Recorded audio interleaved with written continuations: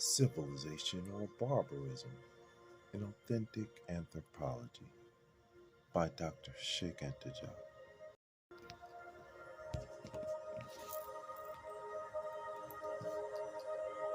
Perspectives of research for a new philosophy that reconciles man with himself. Could Africa, with the warmth of her social fabric, save Western man from his pessimism and individualistic solitude? Is it true, as Ernest Renan said, that only pessimism is fecund?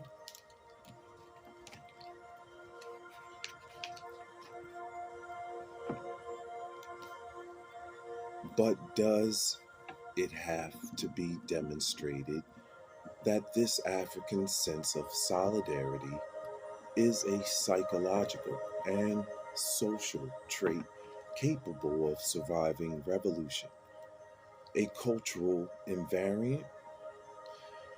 Does it not belong to an ideological superstructure condemned by history and progress, and having to be entirely engulfed by the revolutionary wave that will drastically change the social order?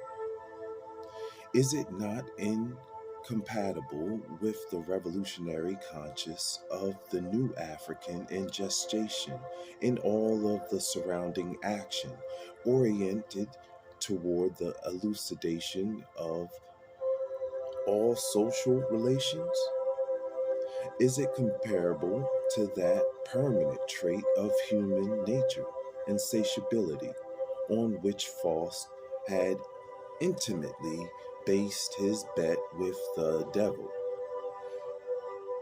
Mephistopheles, a bet that he eventually won because at no moment did he ever feel enough satisfaction for him to say, "Stop now, supreme moment, you are so beautiful."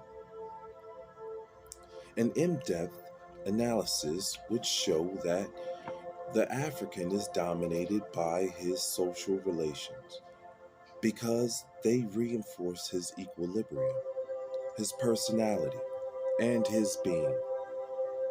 It is therefore correct that the individualist or communal social superstructures are transitory and that they evolve in relation to the material conditions that brought them into existence. Put another way, all the specific traits of the African societies analyzed in the Night culturelle de l'Afrique noire have no permanence. They are very profound traits, but they are not fixed forever. Nature, the material conditions that forge them, can reshape them by changing themselves. Thus, I do not plead for a petrified African psychological nature. The sense of solidarity so dear to the African could very well give way to an individualistic, egocentric behavior of the Western type if conditions were modified. It is no less true that today we are witnessing a hypertrophy of the individualistic structures in Europe and the opposite in Africa, to the extent that if Western neuroses come from the former, those of Africa could be linked to the excess of communal life, which erases even the boundary of private life.